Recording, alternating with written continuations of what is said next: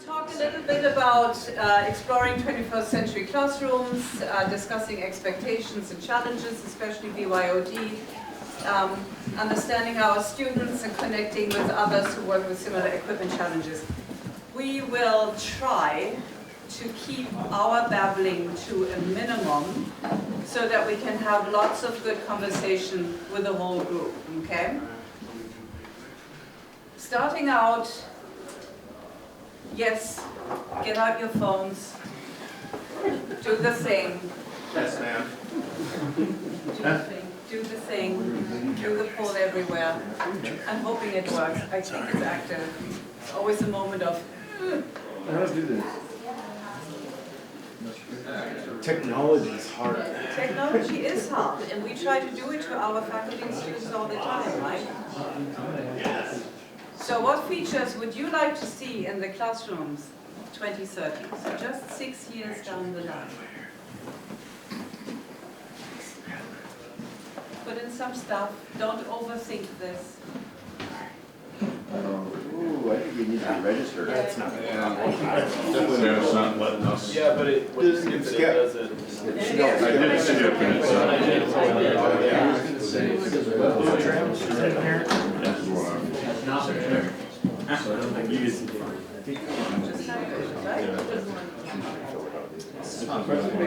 Well, okay. Plan B. Raise your hand. Tell us a few things. What features would you like to see in the classroom of 23? There are 4 seats up front here. There's 1 seat there. Come on in. I'm very excited about chalk. I haven't held a piece of chalk in forever. So I can write some stuff up here. That's what I would like to see more chalk.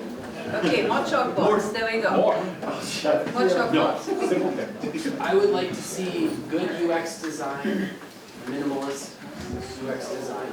So good, so ease of use. Okay, ease of use. What else? I'd like to see more like interactive slides. Okay. Interactive displays. What else?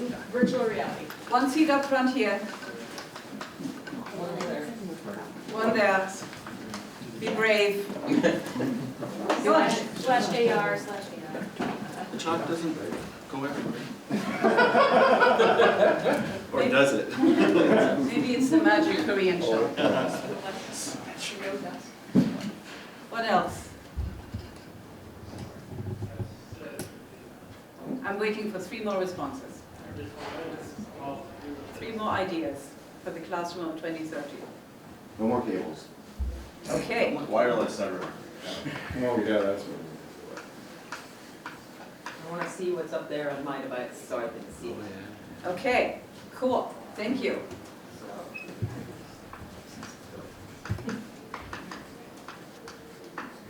So so this is what we imagined. I did go to ChatGPT, aka DALL-E, and went, yo, what do you think? That was my prompt. And I went with traditional classroom seating because I could not quite imagine that within the next 6 years we will be able to change our classroom furniture dramatically. So this was my prompt. This is what DALL-E came up with. Thoughts? Surprises? There's a library in the back corner there. At least appears to be. Yeah. Those are books. Like physical books. With the stairs. There's a Kindle inside each one of them. Oh, there's a Kindle. What else? There's plants in the room for auction. That's good. Like, Anything that strikes you as a creative solution to our question? This is Tablets. This is what we're building. Yeah. It's another deal. Where is the projector? It'd be in it. Yeah, it's back. It's actually not that far. It's not much different than what's described. Looks like a touch screen up front. I think one of the things in this picture that resonates with me is students, there's spaces for students to bring their own devices, but yet also devices for those students who don't have them.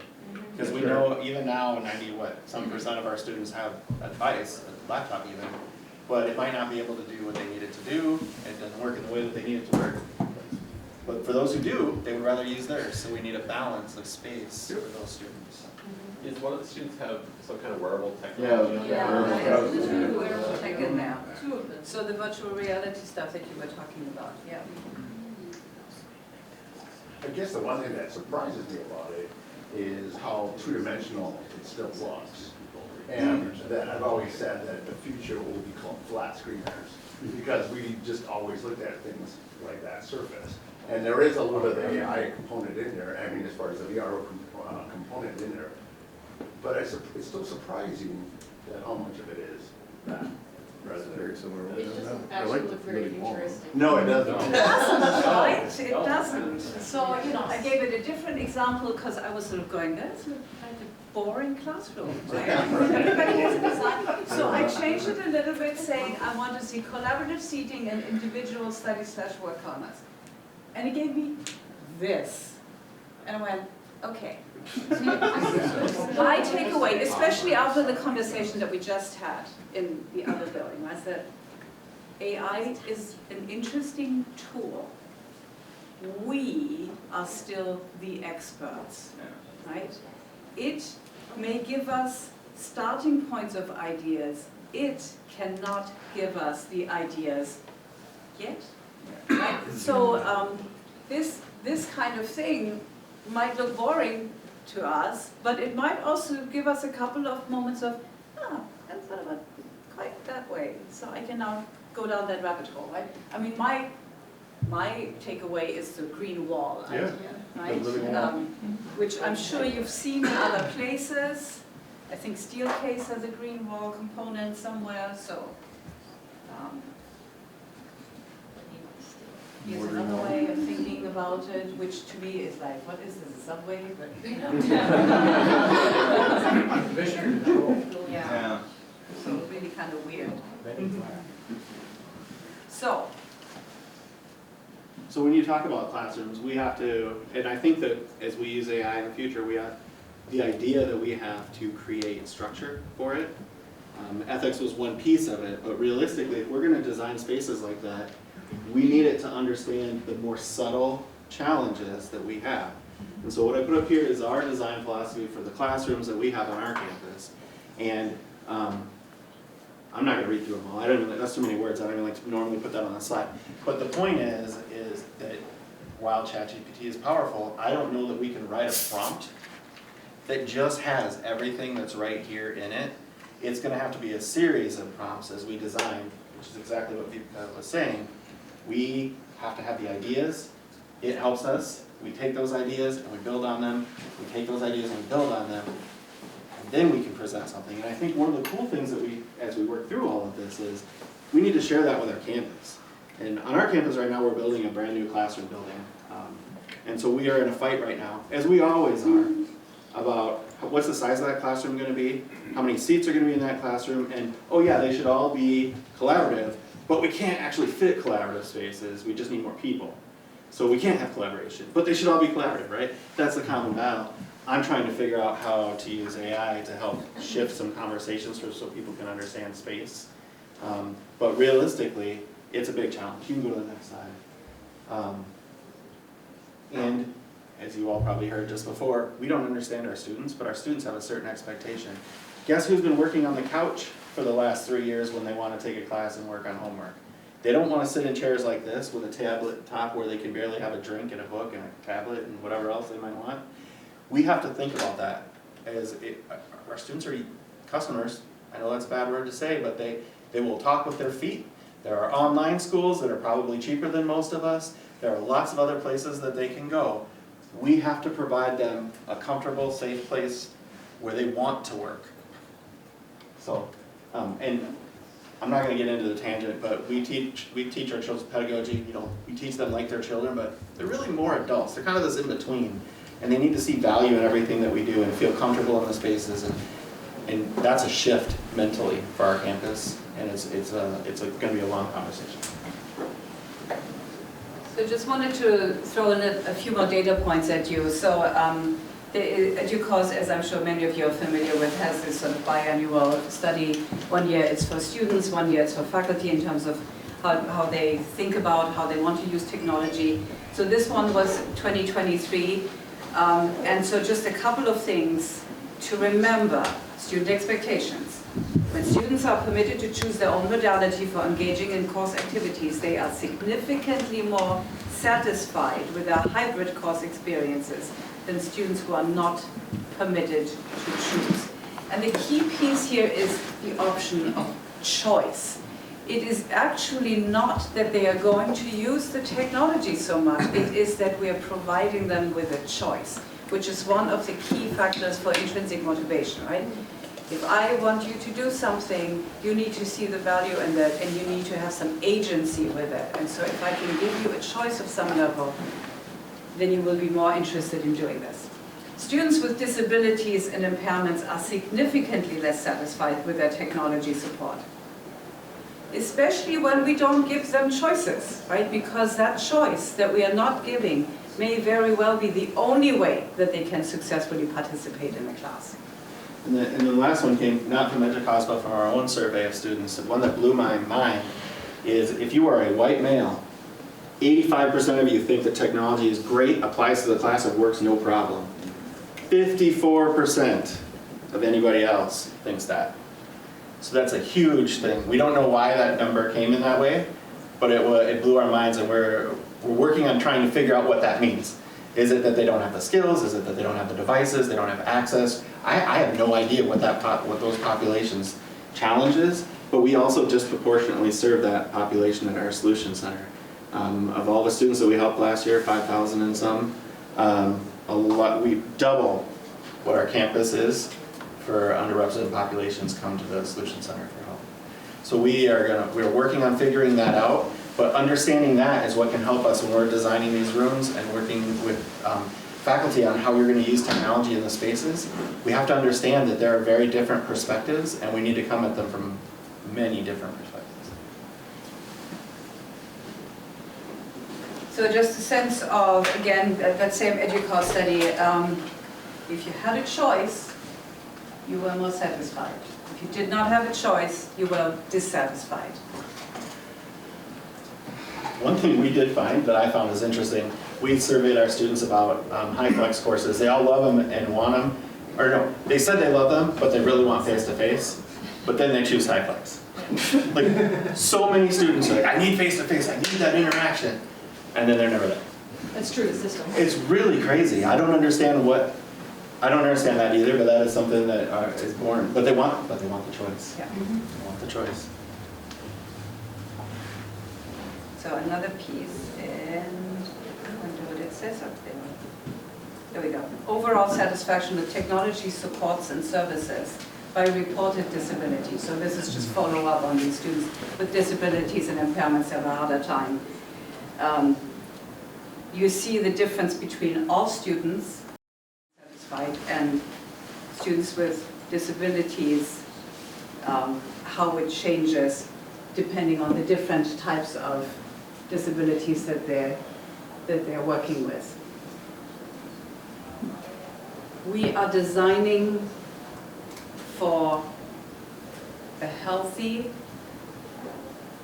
white,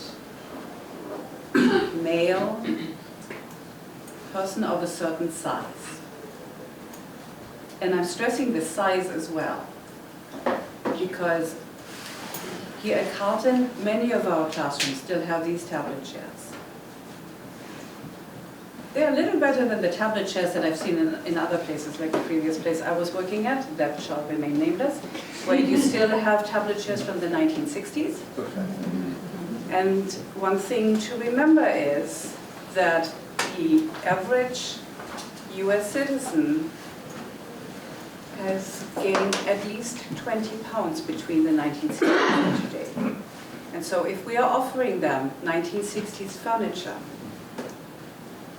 we're going to make their life as uncomfortable as possible. I just wanted to add to something you said earlier, is also the push for occupancy rates of rooms to be as full as possible. Yes, yes. I mean, I'm right absolutely. now, I can push away in this chair and have a little bit of personal space, but Many of our rooms don't have that, even have that flexibility. Well, lecture spaces, so lecture halls with fixed seating, it is less square footage per lecture seat than airplane seat in business class. And you know how comfortable it is to sit in business class. In a 3-hour class, it's like you might as well have flown to Philadelphia from Minneapolis. Yeah. We changed out seating in one of our auditoriums, and they had 19-inch. That's how big the seats were for people. I was like, no.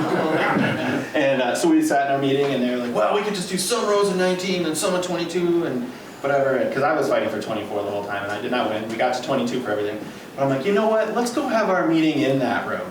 And so I forced everyone that was trying to make that decision to sit in those chairs next to each other, and that got us to 22. But that meant we lost 7 seats, which was super frustrating. But it is crazy the way that we think about things in that way, and that hurts our retention, that hurts our student success, and that's not even to mention the fact that we now are talking about informal learning spaces, which is for us anything that's outside of the classroom where the students get together. And if you're looking at studies are starting to suggest that space is more important maybe than even the classroom. Students being able to talk to each other, work with each other before and after class. And so when we're in these older buildings with 1960 seats, and hopefully our campus doesn't have any, there may be some. We have never built buildings that have spaces for students to work. You have to walk across campus to a different building. That's ridiculous. It's ridiculous. So some of you may have actually participated in this classroom technology survey that I sent out last January. Thank you if you did. Just wanted to give you a little bit of information from that particular survey. So we had 47 institutions that participated, and you see it's a pretty nice spread across different sizes of institutions. Institutional type, it was primarily smaller spaces,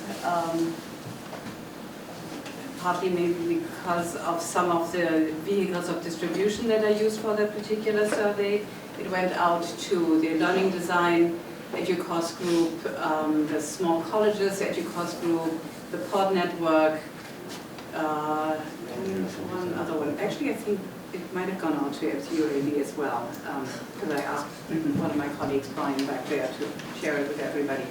So thank you again if you had the time to participate. 2023, so just a year ago, this was the distribution between completely in person. Students can choose whether to take a class in person or online. Nobody, completely online. And then we asked about BYOD, what are your plans?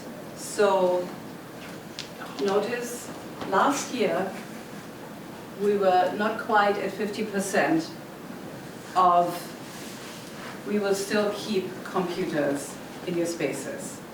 I would be curious to see if that ratio has changed a little bit. But then we also have a quarter of the institutions going with, we have implemented BYOD only, or we have a solid plan to move forward, and then have it in majority in all of our spaces. So there is a definite shift from we need to have a classroom computer in all of the classrooms to maybe we don't. Maybe we could just move away from it and have people bring their devices, which of course also helps not just with faculty, well, help with faculty, maybe too strong a word, encourages faculty to take their things with them and be prepared, but then also that interaction with the students who will have their own devices with them. And there may be another sort of crux there. Are they allowed to bring their own devices? Other items out of that survey, 85% of the respondents said that they had standardization of technology in their classrooms.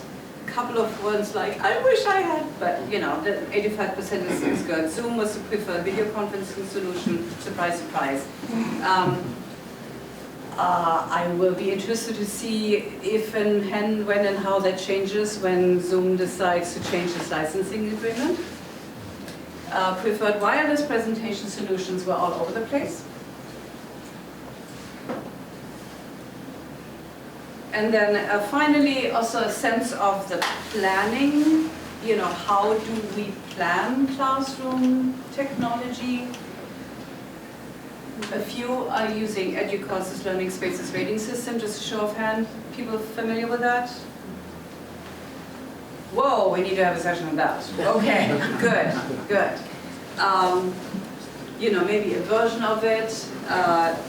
Learning Spaces Planning Committee, and go back on what you were saying about bringing the committee to a space that is super uncomfortable. If you have a learning committee, I encourage you to have the meetings in the worst classroom space you can find, right? And rotate through the worst spaces, because this is the way that you can get them to commit funding to change those spaces. And then finally, at 80%, it happens when we have a bigger project, which makes life really complicated when you don't have big projects. So, that is just, oh, sorry, I'm gonna go back. Go for it, thank you. I mean, you know, there's a recording, slides will be shared, just saying. Well, while he's doing that, let's look at the room here. How many, so there were very few people who even were familiar with the EDUCAUSE's learning space rating system. Is there anybody who actually uses it? We started using it. Okay, so there's a couple. What about the version of it? No? Do you have a learning space planning committee? How many of you have that? Okay, are most of you down on the bottom? All right, I was just curious to see if this matched up with the numbers. I don't use the learning space rating system, so it's 27 pages. So it's just, or whatever number of pages, it is a lot. So we have our own version, but with a learning space planning committee. Okay, so I'm gonna shift into open discussion. And these are just some suggestions here. We can talk about these things. We can also talk about what's near and dear to your heart. Maybe one of these questions is near and dear to your heart. So what do you want to talk about?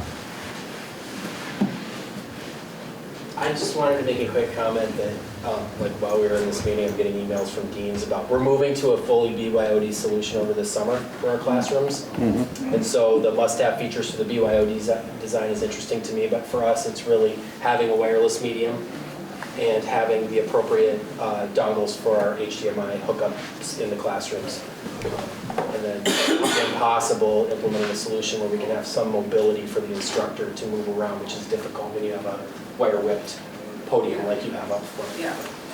I would 100% find a wireless solution for your campus for video and pick it and do it.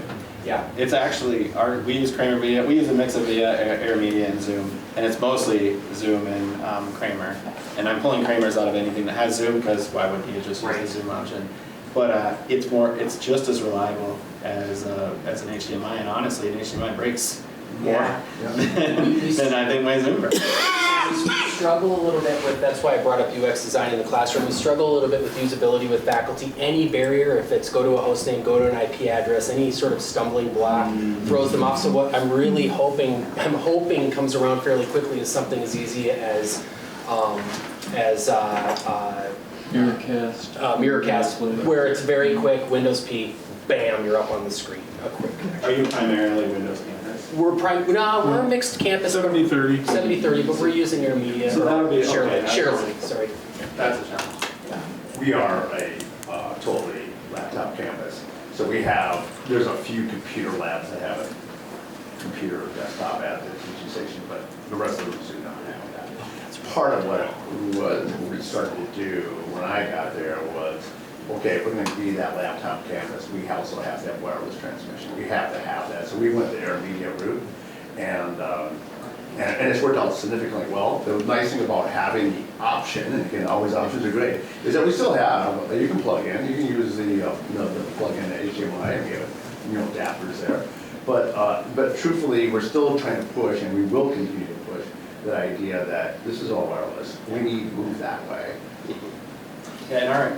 Well, I was just thinking, to your point, and then piggybacking this one, to me that is very much a faculty development moment, right? And so, how do we do that well? Because what I'm hearing is, you need wireless presentation as your plan A, and the HDMI cable with the adapters as your plan B. And then you need the magic wand to get all faculty to pay attention to you for 15 minutes. That's true.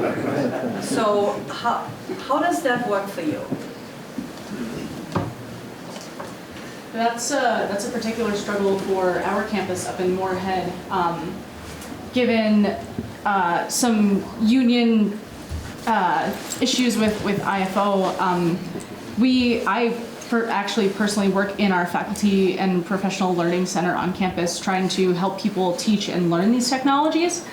But we'll do sessions, we advertise, and we throw stuff out, and we'll get like one or two people. I literally had an entire presentation on how to use bookings effectively, and the only people that showed up were from my office.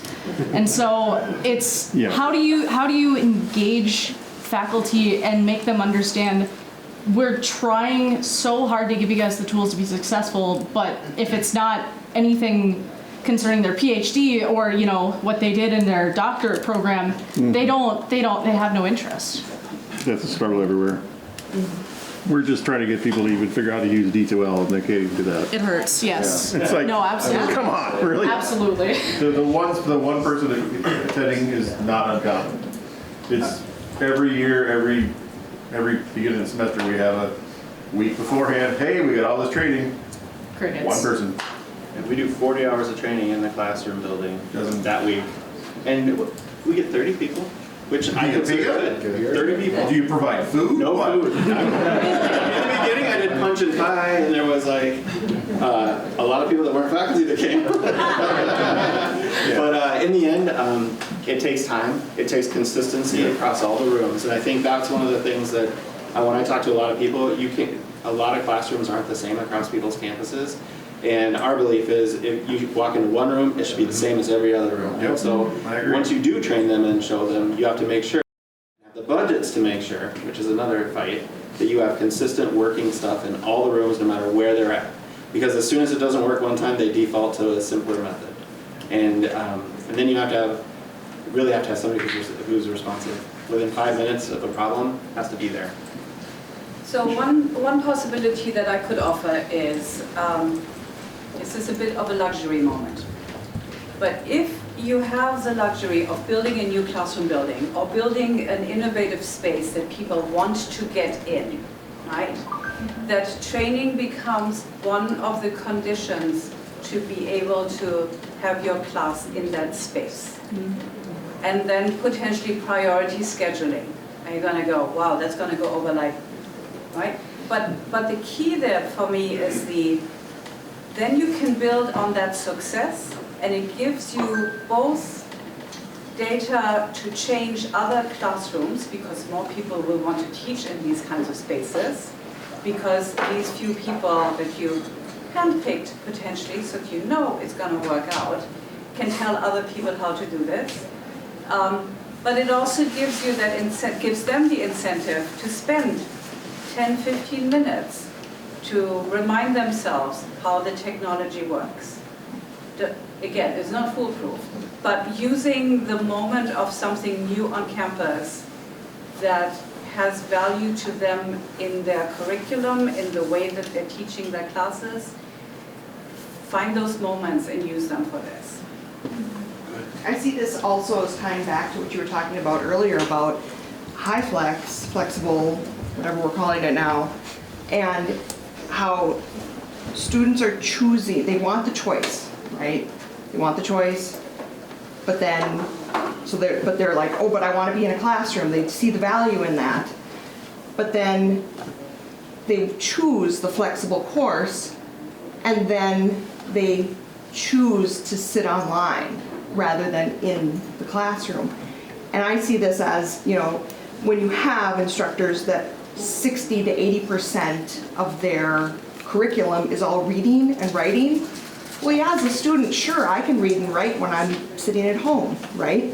So I see this as like a carrot moment of being like, if you want students in your classroom, then you need to know the technology in the classroom, and we need to work with you to institute these bring your own device, you know, things so that you can feel more comfortable about using the technology.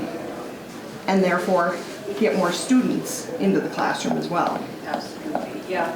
For me, if you have not made best friends with your centers for teaching and learning, now is the moment to do that. I mean, part of this is going off of that. It's the same discussion how many years ago when lecture capture, before the pandemic, and hybrid, and it was all lecture capture, throw a media site box in, or use Kaltura. And we did that in Milwaukee, and it was like faculty would come up and say, yeah, what are you going to do about the students not coming into my class now? 30%, 40% reduction. And I made the mistake, and I says, I don't think it's the technology, I think it's how you're presenting.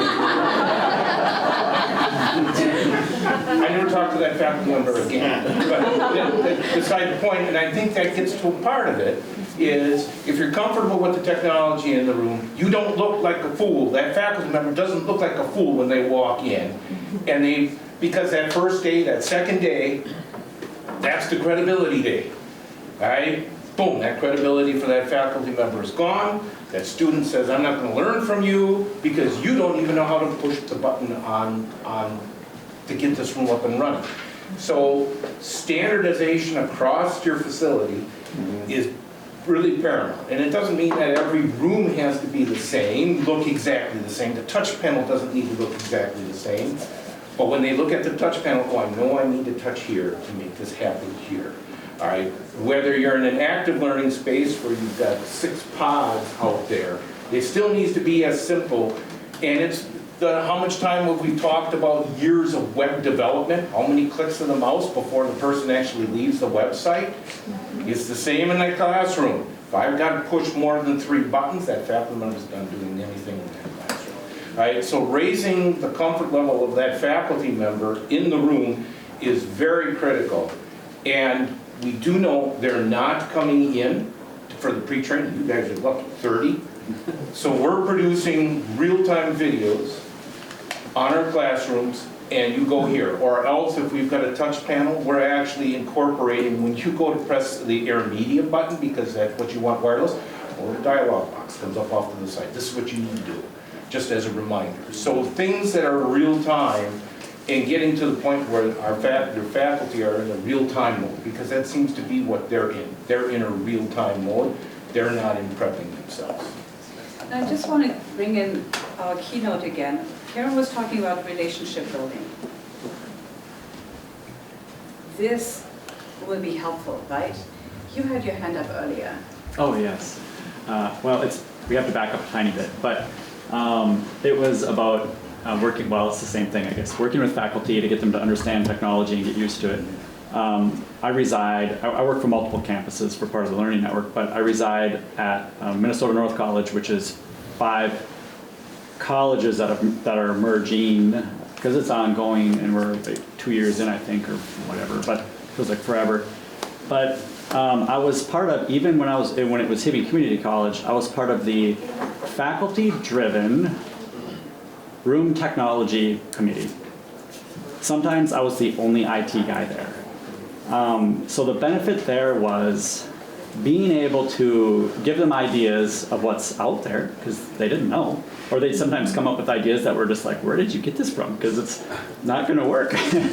But it was nice because I could benefit from seeing what they're trying to do and listening to it. And most of the time I was just listening, just waiting for someone to ask what I thought, while they bantered back and forth. But being able to, have a situation like that, up to now, we haven't met for quite a while. And yes, sometimes admin or IT has to say, this is what's available. I can't support 20 variations of this. It has to be 5 or 3 or 2. So that does happen, but getting their input, like when I was going to deploy Zoom rooms, I had 3 variations set up on campus. I invited them from all the campuses to come, and they did. They showed up. They wanted to see how they worked, and what they picked surprised me a little bit, but I was like, fine, that's what you like, we'll go with that one. So that worked. That was successful, but I know that doesn't always happen, and I see that and deal with that as well. I think on the, bringing this all together, I think one of the things that helped us is the pandemic was disruptive in a really good way. Every faculty member learned how to use Zoom. We put Zoom in every single classroom. So we have people who are, this is rare, right? In my whole life, faculty have never been super comfortable with the technology that's been in the space until Zoom was on their computer, and it's also now our phone system, it wasn't at the time. But now we have the wireless presentation recommended method is using Zoom, which they're all good. Yeah, I mean, like, so we've been lucky in the sense that that's how we move forward with everything. And so we haven't had nearly the issues getting people to adopt as we move forward. I'm also the co-director, so anybody who has a chance to be involved in the academic side, I'm the co-director of our Center for Excellence and Innovation, which with our CETL director. And so the two of us come together for all the training. My instructional designers work with her team, and we offer whatever they need, whatever the campus feels they need and the faculty feedback is. But even with that, I still don't get a ton of people coming to the physical classroom. Now, on the other hand, we've had the same touch panel layout and control system for 12 years. And the only addition has been Zoom. And if you come into our rooms and use Zoom, literally all you do is you put your phone number in for the Zoom room and use the touch panel as you would have. You can choose to click a button and do way more camera work or whatever, but you don't have to. You can teach just like you did before. If you put computer, it goes to Zoom, the camera automatically focuses on you and turns the mic on every time.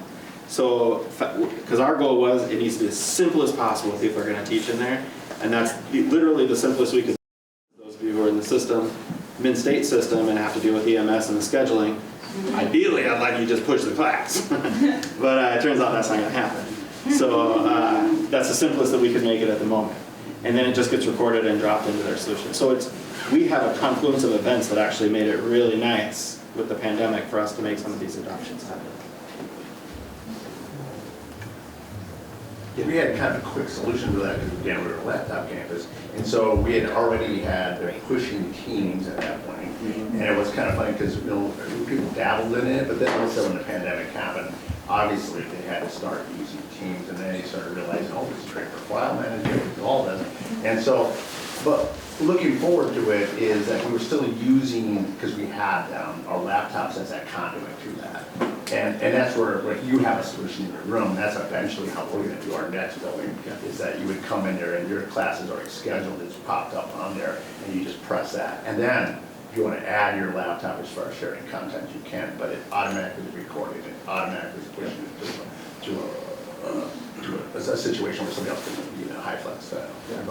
Our goal was do not let the faculty use their laptops for the Zoom, right? Because they are never set up right. There's conflict. We have so many conflicts and things, so we set up but that also answers the question about, somebody asked about seeing what's on the screen on the device. If that is on, any student can log into that thing and see anything that's on that screen.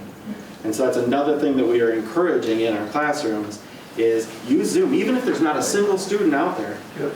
They can still see the content. You can still have a recording of your class. You don't even have to share it, but you have it because it's there. It's a tool, so just get comfortable using it. So that's one of the ways perhaps that hopefully people will get more comfortable with it, just encouraging them to use it in that sense, because it doesn't matter if students aren't there. But we also know we can affect retention. If you use, and as we think about the future of classrooms, if you have the ability to bring in people from the outside, and underrepresented populations are disproportionately impacted by this, leaving school for money, for family, for medical reasons, for whatever it might be, but still they would come to class and still they would accept an inferior experience, because that's part of the argument, it is that you have to teach two modalities, and that's fair. But they would accept that, but they would stay in school.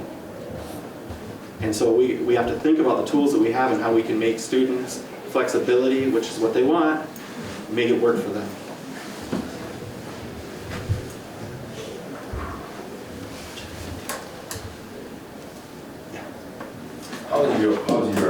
How is your Zoom set up? Is it on the computer in the classroom, or is it? There's a computer dedicated to Zoom in the classroom. We don't put computers in the classrooms. We expect you still to teach with your laptop for the presentation and stuff, but the Zoom computer is on its own. It only boots into Zoom and has a little touch screen for you to put your stuff in. Yeah, it has a Zoom room assigned to it. So you don't have to sign into Zoom as a faculty.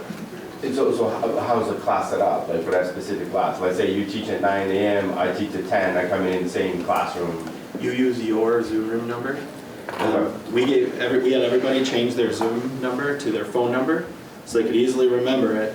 So they just walked into the class, and when you teach, you put in your phone number, start it, and then you end it. And if you forget, the next person will end it for you. But we don't schedule it. Somebody could schedule it and join it, but I have not seen very many faculty take the time to do that.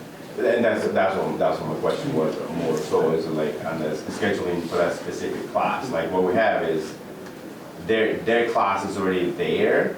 As soon as they walk in, if it's 9 a.m., their class will start automatically. Like you don't even have to be there as a teacher, so it automatically starts out. But it has to be scheduled prior. So it sounds like you don't have that. They have to. They have to do it. Yeah. I mean, they could schedule the room into their Zoom. Right. But it just doesn't happen. I have a few couple that do that. Do you? They schedule out their whole semester in their room, and they have it all ready. I love that, and I think that would be awesome. But they're rare. I mean, if we could just get our course scheduling system. Yeah. That's why we're using EMS, which is not working for that in that way, which is something that we all are going to need. And I'm a scheduling guy. I like schedules, and so we need to have that where it's automatically in there. And then all of a sudden, it also involves in our technology. It's right there scheduled with that, and that's what we have to do in the future. So question, I mean, I think this is, so we got a couple of EMS folks here. Anyone not using EMS and it does something really cool? Oh yeah, that would be great. Sorry, I just want to say, we do not include EMS as part of the scheduling. EMS is used to reserve the room, so you know that the room is available through a room request. But you're reserving the physical space. You're not actually, because that's not integrated into Zoom rooms. Exactly, but that's the whole mess that we're talking about, right? I've heard they've been trying it for like 5 years now. Ever since Zoom came on board.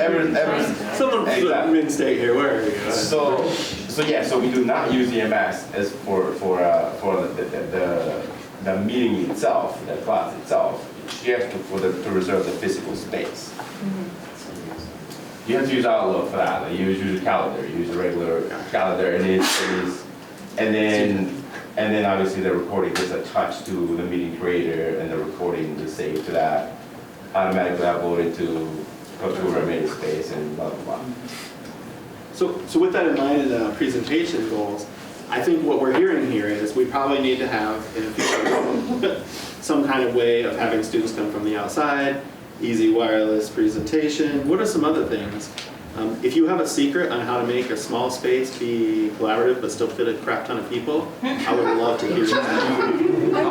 Make it hybrid, right? Hybrid would People do it. are not going to show up. That would give you the power to actually do that. That's interesting. Make everyone It's the artist, just open it up. Oh, it's big on the inside? Yeah, exactly. Something else I would love to hear from anybody is the best wireless presenting option for colleges with both Apple and Windows. I heard Media Share, we use a different one, but it's hard, when I'm talking about Apple, like MacBooks, also like iPhones, and then you come in with your Android device, and people can use Miracast, which I have not been able to figure it out. Exactly, Zoom, you have people who are reluctant to, but that means you have to sign in, because you have to sign into your account in order to share, right? We've been using Airtame, and we've locked out all the casting capabilities until recently. Yeah. I started opening up all the casting options so that we can get iOS from all the Apple stuff. We can get the Androids, because you can lock them down pretty tight. I opened it up for a few rooms and haven't had any major issues, but I wish I could get usage stats off of it so I could say, yeah, this is working well. But I haven't had any issues. I was gonna say, I'm glad that you're also using Airtame, because so are we. Yeah, I just opened up, they just released a new firmware for all that, but I opened up all the casting options. I'm just a little hesitant on it because our network guys really don't like that kind of crap. But they gotta learn to live with it. They have other issues to deal with too. So I'm hoping that it works out well. I've only done it like half a dozen rooms. But in large auditoriums and stuff, but not general purpose. I am actually curious for any campuses that are predominantly BYOD, but it's primarily personal devices. This is a struggle we have in some spaces over River Falls, where our network isn't set up in a way where personal devices can even see those, either because of VLANs or in our case we've got some other wacky fun Cisco thing called an SGT. But how do you, if anybody's encountered this problem before, how do you enable people to bring their own laptop? So like, bring this, cast on a screen, or, while still maintaining, some degree of.